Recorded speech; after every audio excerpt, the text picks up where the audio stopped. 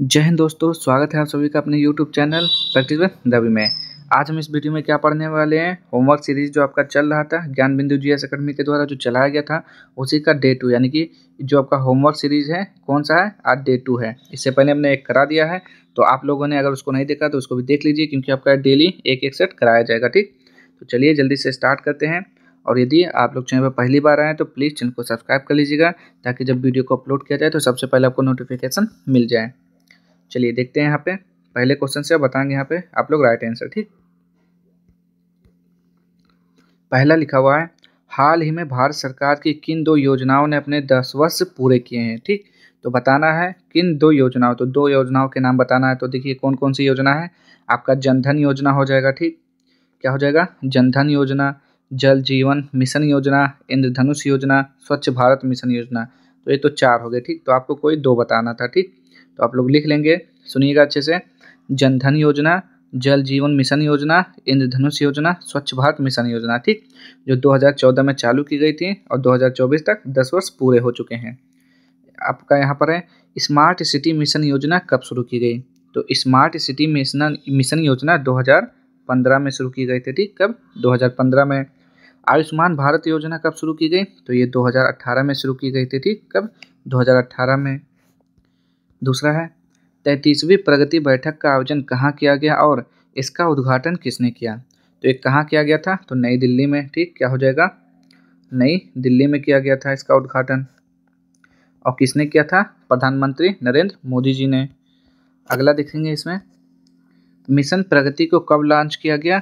तो मिशन प्रगति कब लॉन्च किया गया था, तो 2015 में। ठीक, क्या लिखेंगे यहाँ पे, 2015। नेक्स्ट है यहाँ पे, आरक्षण के भीतर आरक्षण को एससी की अध्यक्षता वाली किस समिति द्वारा लागू किया गया। तो 3 का राइट आंसर क्या हो जाएगा यहाँ पे बताएंगे, तो किस समिति द्वारा लागू किया गया था। तो इसका राइट आंसर क्या हो जाएगा, डी.वाई. चंद्रचूड़ हो जाएगा। ठीक, क्या हो जाएगा, डी.वाई. चंद्रचूड़। और यहाँ पे देखेंगे इसका एससी के वर्तमान सीजीआई कौन है, तो इसका राइट आंसर क्या हो जाएगा, संजीव खन्ना। ठीक, एससी के वर्तमान सीजीआई कौन है, संजीव खन्ना हो जाएगा। लिख लीजिएगा आप लोग, संजीव खन्ना। ठीक, पूरा लिख लेंगे आप लोग।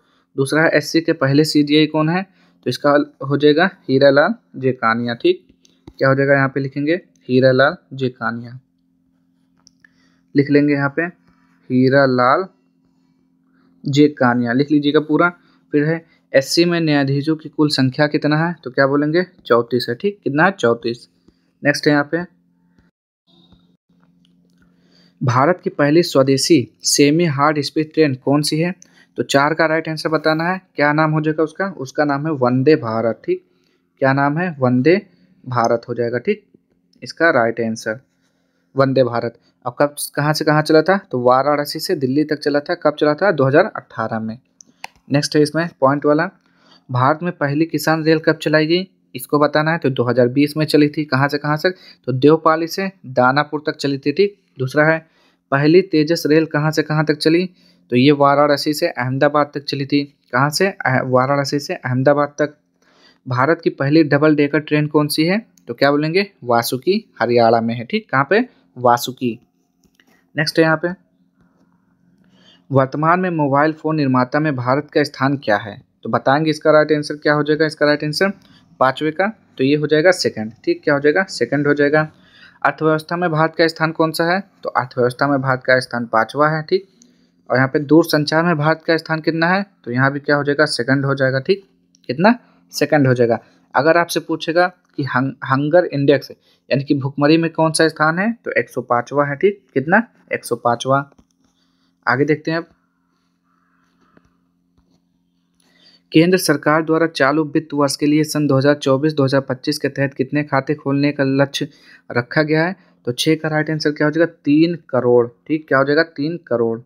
आगे, विश्व की बिलीय समावेशन की सबसे बड़ी योजना है, तो कौन सी योजना है, तो वो हो जाएगा जन धन योजना। ठीक, जन धन योजना पूरा लिख लेंगे आप लोग, नोट कर लीजिएगा अच्छे से।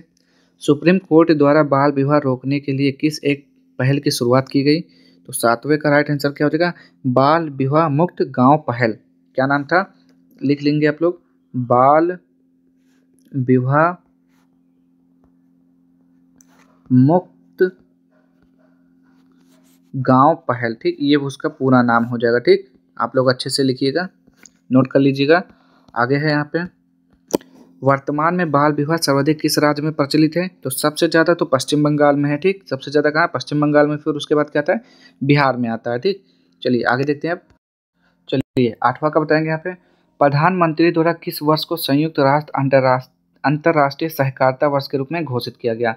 तो 8वां का क्या हो जाएगा? 2025 हो जाएगा। ठीक, 2025 हो जाएगा। ठीक, और देखते हैं सहकारिता मंत्रालय की स्थापना कब की गई? तो इसका राइट आंसर 2021 हो जाएगा। ठीक, 2021 कर लेंगे आप लोग। ठीक, नेक्स्ट है आपका, यहाँ पे देखेंगे सेकंड पॉइंट, सहकारिता मंत्रालय के मंत्री कौन है? तो कौन है? अमित शाह। क्या हो जाएगा? अमित शाह हो जाएगा इसका राइट आंसर। ठीक, अमित शाह हो जाएगा दूसरे का। क्वेश्चन नंबर 9 देखते हैं यहाँ पे, केंद्र सरकार द्वारा लिए गए निर्णय के अनुसार नवीनतम जनगणना डाटा रिकॉर्ड करने की प्रक्रिया कब शुरू होगी? तो 9 का राइट आंसर बताना है 2025 में होगी, क्योंकि 2021 में क्या होता, कोरोना की वजह से टल गया था। ठीक, तो कब होगा? 2025 में होगा। अब आगे देखते हैं आप यहाँ पे, जनगणना रिपोर्ट 2025 की रिपोर्ट कब प्रकाशित की जाएगी? तो इसका राइट आंसर बताएंगे सेकंड पॉइंट का इसका, तो 2026 हो जाएगा। 2025 में होगा तो 2026 में रिपोर्ट होगा। जनगणना के वर्तमान आयुक्त कौन है? तो मृत्युंजय नारायण। ठीक, कौन है? मृत्युंजय नारायण है। नेक्स्ट है, भारत सरकार द्वारा संसद की सीटों के लिए परिसीमन प्रक्रिया पूरा करने का लक्ष्य कब तक रहा? तो 10 का राइट आंसर क्या हो जाएगा? 2028 तक। ठीक, 2028। वर्तमान परिसीमन किस जनसंख्या पर आधारित है? तो बताएंगे यहाँ पे, वर्तमान परिसीमन किस जनसंख्या पर आधारित है? तो इसका राइट आंसर क्या हो जाएगा? 1971। ठीक, 1971 हो जाएगा इसका राइट आंसर। आगे देखेंगे यहाँ पे, हाल ही में एनसीआर को अपडेट किया गया है। एनसीआर को लागू करने वाला पहला राज्य कौन सा है? ठीक, सॉरी, एनसीआर नहीं होगा, एनपीआर होगा। तो 11 का राइट आंसर क्या हो जाएगा? असम हो जाएगा। ठीक, असम हो जाएगा इसका राइट आंसर। ठीक, एनपीआर कर लीजिएगा यहाँ पे, एनपीआर, जिसका फुल फॉर्म होता है नेशनल पॉपुलेशन रजिस्टर। नेक्स्ट है यहाँ पे देखेंगे, गुरुत्वीय नियतांक का मान किसने दिया था और इसका संकेतक क्या होगा? तो 12 का राइट आंसर बताएंगे तो क्या हो जाएगा? हेनरी कैवेंडिश हो जाएगा। ठीक, लिख लेंगे आप लोग अच्छे से, हेनरी कैवेंडिश। ठीक, ये हो जाएगा इसका राइट आंसर। दूसरा है, और यहाँ पे क्या है? पीएम, क्या हो जाएगा? इसका संकेतक क्या होगा? तो इसका संकेतक जी होता है। ठीक, क्या होता है? जी होता है, जिसका मान कितना होता है? 6.67 इंटू 10⁻⁻11 न्यूटन मीटर स्क्वायर प्रति किलोग्राम स्क्वायर। ये सब तो आपको मालूम ही होगा। आगे, पीएम फसल बीमा योजना की शुरुआत कब हुई थी? तो 2016 में हुई थी। कब हुई थी? 2016 में। संविधान के लागू होने के समय मूल अधिकारियों की संख्या कितनी थी? तो 7 थी। नेक्स्ट है यहाँ पे, काशी और मराठा पत्रिका का संपादन किसने किया था? तो 15 का राइट आंसर क्या हो जाएगा? बाल गंगाधर तिलक। कौन हो जाएंगे? बाल गंगाधर तिलक हो जाएगा। ठीक, दूसरा है आपका, जैसे केसरी जो है, तो केसरी किस भाषा में लिखा गया था? तो केसरी मराठी भाषा में लिखा गया था। ठीक, किस किस भाषा में? मराठी। और जो मराठा है ये इंग्लिश भाषा में लिखा गया था। ठीक, किस भाषा में लिखा गया था? यहाँ पे देखेंगे, इंग्लिश भाषा में ये हो जाएगा। और देखिए और क्या होता है, इनकी पुस्तक का नाम है गीता रह, जो कि इन्होंने जेल में लिखा था, और इन्हें भारतीय अशांति का जनक कहा जाता है। ठीक, किसे? बाल गंगाधर तिलक को। आगे यहाँ पे, भारत में प्रत्येक वर्ष आर्थिक सर्वेक्षण किसके द्वारा प्रकाशित किया जाता है? तो 16 का राइट आंसर क्या हो जाएगा? वित्त आयोग। ठीक, आप लोग लिख लीजिएगा, वित्त आयोग।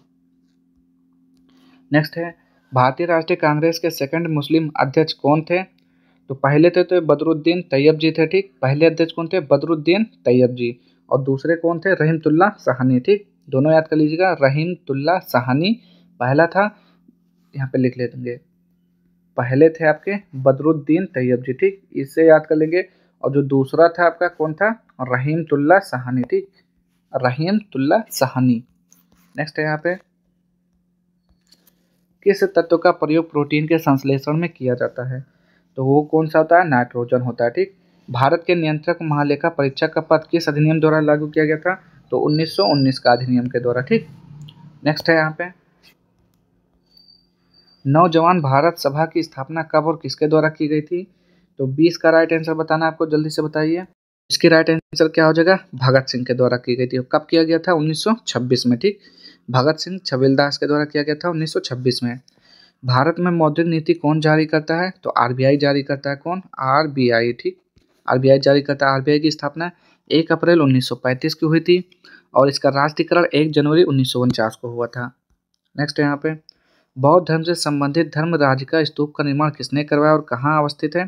तो 22 का राइट आंसर हो जाएगा अशोक ने करवाया था। कहाँ पर है? वाराणसी में है। ठीक, कहाँ पर है ये? वाराणसी में है। और सांची का स्तूप कहाँ पर है? मध्य प्रदेश में। उसका भी निर्माण किसने करवाया था? अशोक ने। सार्वभौमिक टीकाकरण के लिए कौन सी योजना चलाई गई थी और इसे कब शुरू किया गया? तो 23 का राइट आंसर क्या हो जाएगा? 2014 में चलाया गया था, जिसका नाम था मिशन इंद्रधनुष। ठीक, मिशन इंद्रधनुष। आगे देखेंगे यहाँ पे,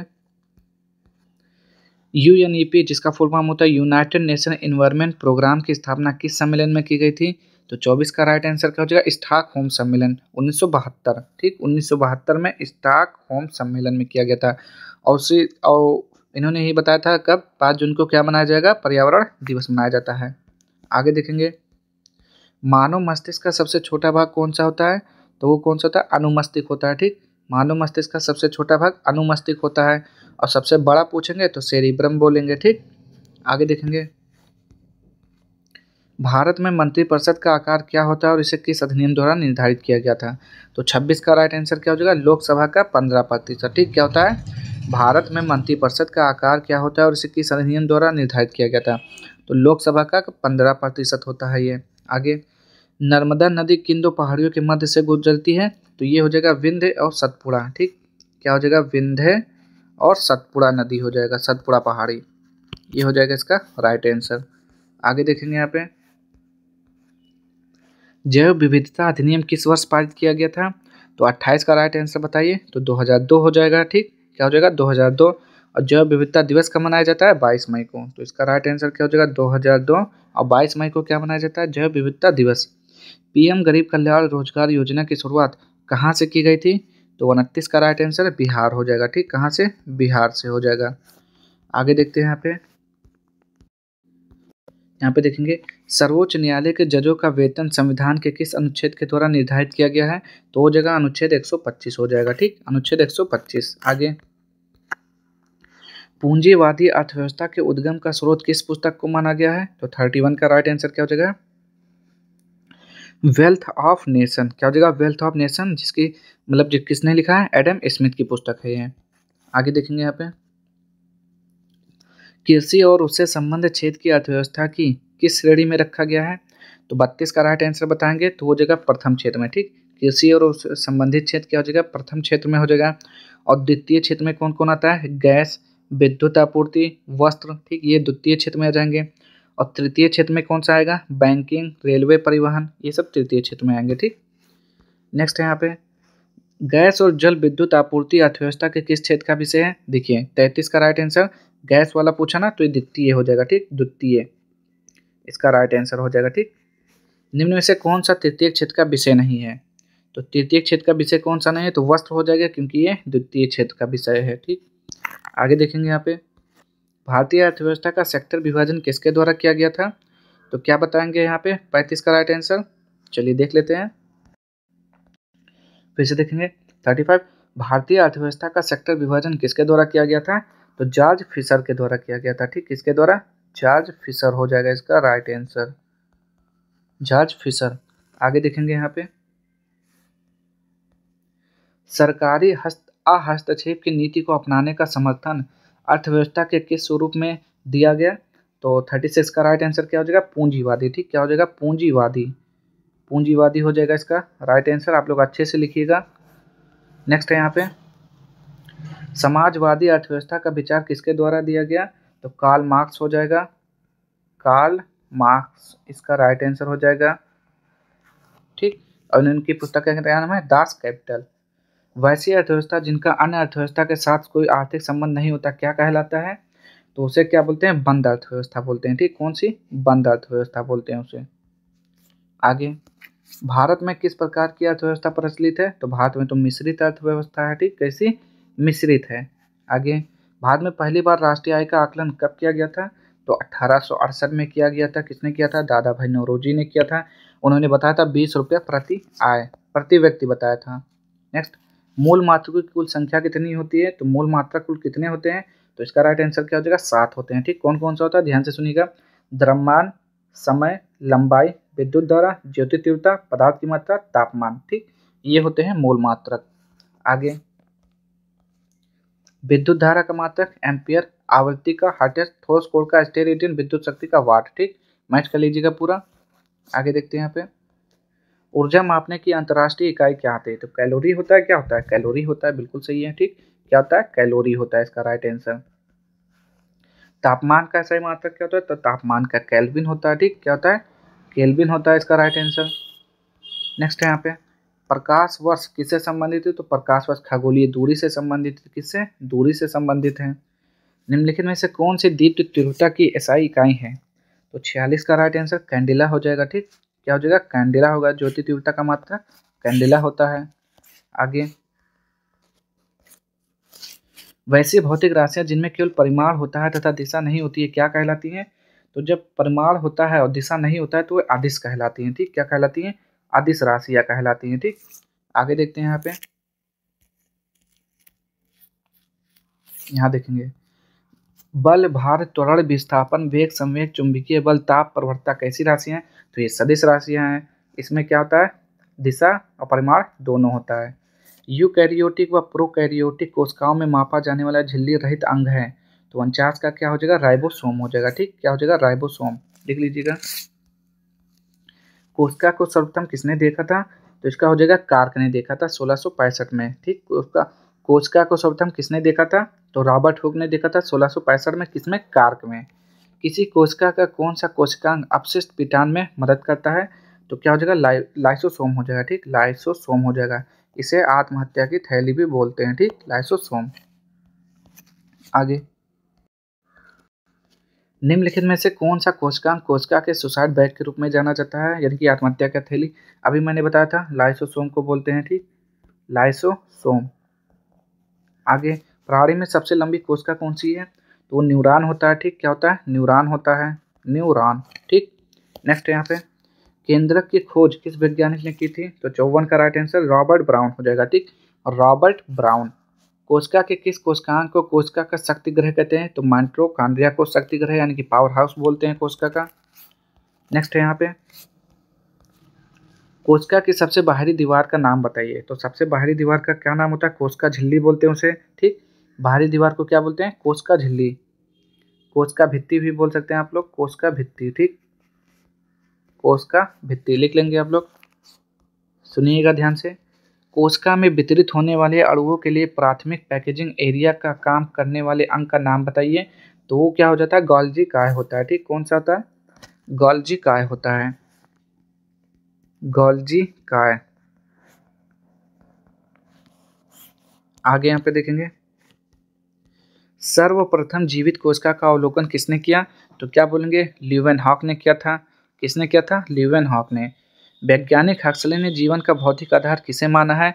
तो 59 का क्या हो जाएगा? जीव द्रव को। ठीक, कौन सा? जीव द्रव को माना है। ठीक, आगे देखेंगे यहाँ पे, कौन से कोशिकांग में श्वसन एवं ऊर्जा से संबंधित रासायनिक प्रक्रियाएं होती हैं? तो 60 का राइट आंसर क्या हो जाएगा? एटीपी हो जाएगा। ठीक, एटीपी क्या हो जाएगा? एडोनेशियन ट्राइफॉस्फेट हो जाएगा। ठीक, नेक्स्ट है यहाँ पे, कोशिका की ऊर्जा के रूप में किसको जाना जाता है? तो 61 का राइट आंसर। तो इसको भी क्या बोलते हैं? कोशिका की ऊर्जा के रूप में किसे कहते हैं?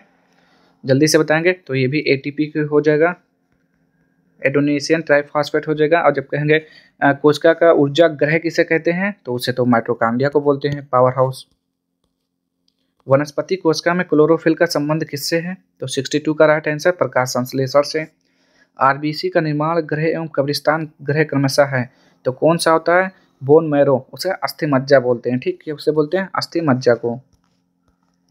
कोशिकाएं मिलकर प्राथमिक रूप से किनका निर्माण करती हैं? तो 64 का राइट आंसर क्या हो जाएगा? ऊतक का निर्माण करती हैं। ऊतक हो जाएगा यहाँ पे। नेक्स्ट है यहाँ पे, प्लाज्मा झिल्ली किसे कहते हैं जो प्रोटीन एवं लिपिड से मिलकर बनी होती हैं? तो 65 का राइट आंसर क्या हो जाएगा? केंद्रक को। क्या बोलते हैं उसे? केंद्रक को बोलते हैं, या कोशिका झिल्ली बोलते हैं उसे। ठीक, गुणसूत्र धागे के समान संरचना कहाँ पाए जाते हैं? तो छाछड़ का राइट आंसर, केंद्रक में पाए जाते हैं गुणसूत्र। और मनुष्य में 23 जोड़े गुणसूत्र पाए जाते हैं।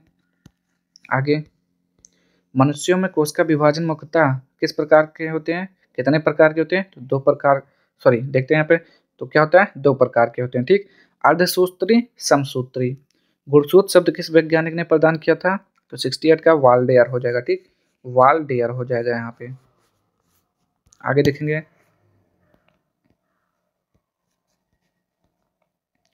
पादप कोशिकाओं का सबसे बाहरी आवरण निम्न में से क्या कहलाता है? तो कोशिका भित्ति बोलते हैं, ठीक। डीएनए के द्विहेलिक्स प्रारूप को पहली बार किस वैज्ञानिक ने प्रस्तावित किया था? तो 70 का राइट आंसर वाटसन एवं क्रिक हो जाएगा, ठीक। किसने? वाटसन एवं क्रिक ने। अगर आपसे पूछेगा कोशिका सिद्धांत किसने किया था? तो स्लाइडेन व स्वान ने दिया था, ठीक। कोशिका सिद्धांत स्लाइडेन व स्वान ने दिया था। नेक्स्ट यहाँ पे, कोशिका की क्रियात्मक गतिविधियां किसके द्वारा नियंत्रित होती हैं? तो 71 का क्या हो जाएगा? केंद्रक के द्वारा नियंत्रित होती हैं, ठीक। किसके द्वारा? केंद्रक के द्वारा। नेक्स्ट है यहाँ पे, 2 या 2 से अधिक शुद्ध पदार्थों के मात्र के विचार से एक निश्चित अनुपात में संयोग करने से बना पदार्थ कहलाता है। तो क्या कहलाता है? वो यौगिक कहलाता है, ठीक। क्या कहलाता है? यौगिक कहलाता है वो। आगे, ऐसे तत्व जिनमें धातु और अधातु के गुण पाए जाते हैं उपधातु कहलाते हैं। उसे क्या बोलते हैं? उपधातु बोलते हैं।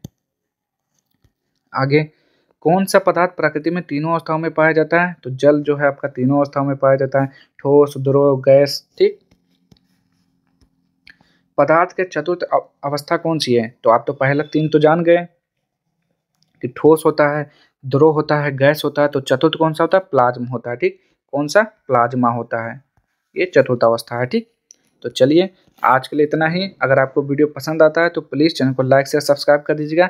मिलते हैं अगले प्रैक्टिस सेट के साथ इसके, यानी कि होमवर्क सीरीज 3 में, यानी कि डे 3 में मिलेंगे, ठीक। अगर किसी भी क्वेश्चन में डाउट होता है तो कमेंट बॉक्स में जरूर पूछिएगा। तो आज के लिए इतना ही, मिलते हैं इसके अगले पार्ट के साथ। तब तक के लिए जय हिंद, जय भारत।